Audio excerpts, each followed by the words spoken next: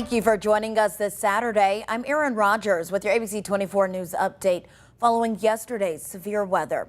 Trevor is here giving us a quick recap of last night's storms, though. So, Trevor, walk us through that.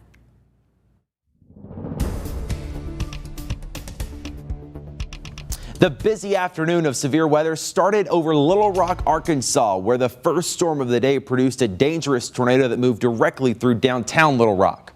That same thunderstorm then moved over Wynne, Arkansas, producing another tornado and significant damage through the heart of town.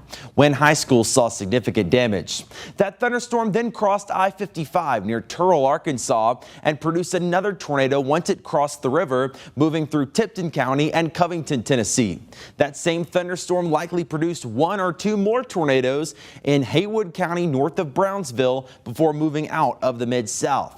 But around that same time, another thunderstorm was developing. That one produced a tornado in northern Phillips County near Helena, West Helena. It then crossed the river, coming dangerously close to the casinos in Tunica, and produced a tornado in northern Tunica County.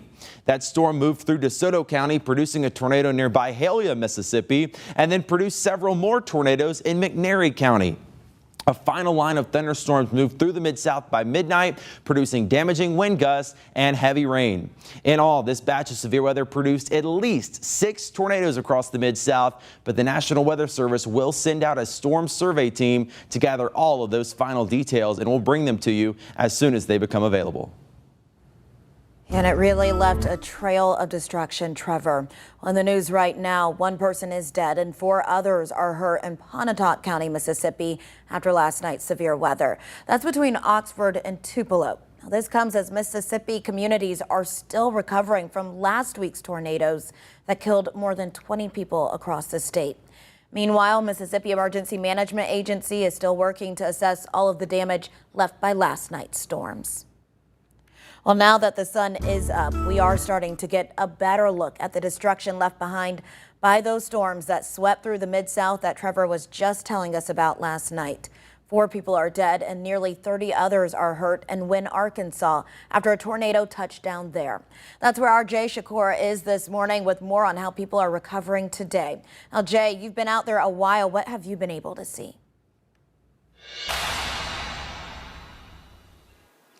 Here in Wynne, Arkansas, about 50 minutes west of Memphis, there's been severe damage here, particularly to this high school. I'll step out of the way so you can see from ground level first, this high school. This is what's left of Wynne High School.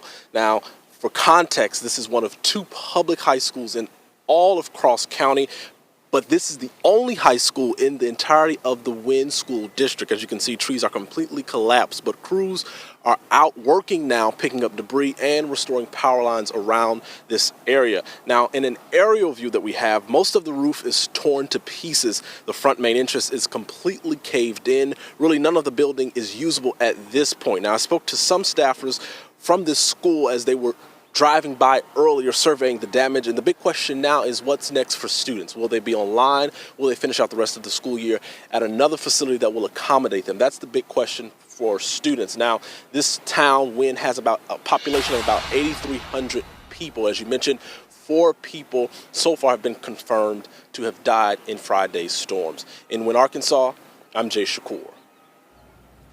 All right, thank you, Jay. Really stark seeing that drone video there. And yeah, students, they are just about 2 months out from the end of the year, so we'll certainly keep you updated on what that district decides to do.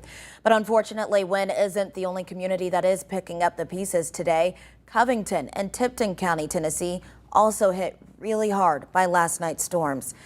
There you can see power lines blocking the roads and all of those tree limbs down. Well, it got to the point where the mayor called Covington impassable, telling everyone to stay out of the area. 2 schools and the hospital all badly damaged. Well, happening today, people are coming together to collect donations for anybody impacted in Covington. Volunteers are asking you to drop off water, toiletries, baby items, non-perishable food, and cleaning supplies. They don't want to take any clothes just yet because they're not sure what sizes people truly need. But it is starting at 10 at Cobb Park. Looking ahead tomorrow, volunteers will be out cleaning up the damaged areas. They say if you come, bring any tools that could help. That will also be at 10 at Cobb Park. Well, the storms may be out of the Mid-South now, but people are still out of power. This morning, MLGW tweeted that their crews are working as quickly and safely as possible to get power back on to people. If you do have an outage in your area, you can report it by calling the number on your screen. We'll have that for you in just a minute, but it is 901-544-6500. You can see that number in the tweet on your screen there. Again, it's 901-544-6500. You can also call 528-4465 to report emergencies like any down lines or gas leaks. The system that slammed parts of the Mid-South also leaving behind catastrophic damage in other parts of Arkansas. This is video that shows the massive tornado tearing through Little Rock. People who live there are just starting to learn the full scope of the damage from that tornado, and now the cleanup begins. Meteorologist Scott Covert from our sister station in Little Rock gives us the latest.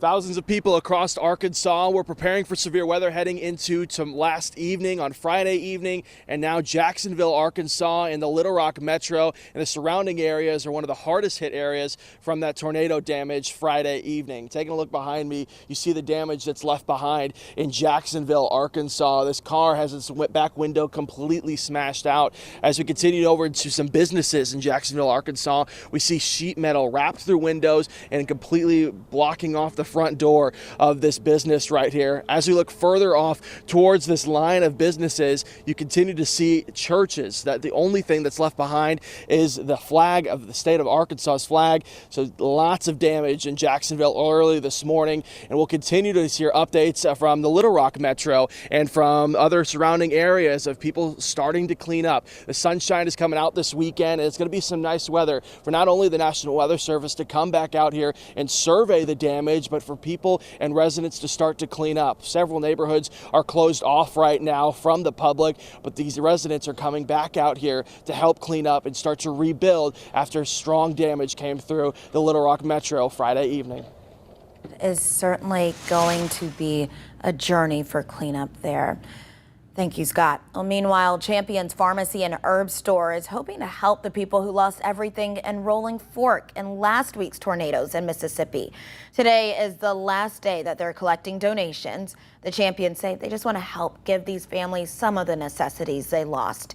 You can drop off your donations at the store on Elvis Presley Boulevard. That is going on from 10 to 2.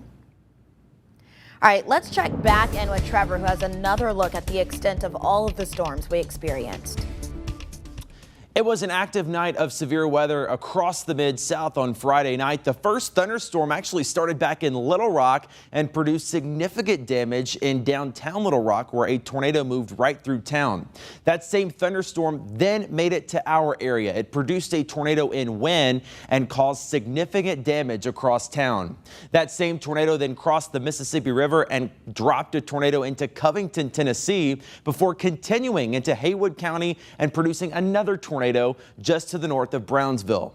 That storm moved out, but around that time, a second storm started to develop in northern Phillips County, Arkansas. That one produced a tornado there and then produced a tornado in Tunica County, could have even produced a brief one in DeSoto County before moving off to the north and east, producing another tornado near Byhalia, Mississippi. Strong thunderstorms continued across the Mid-South until the midnight hour on Saturday morning, with 2 more tornadoes possible over in McNairy County. At least 5 or 6 tornadoes reported in total across the entire Mid-South, with significant damage in Wynn and Covington.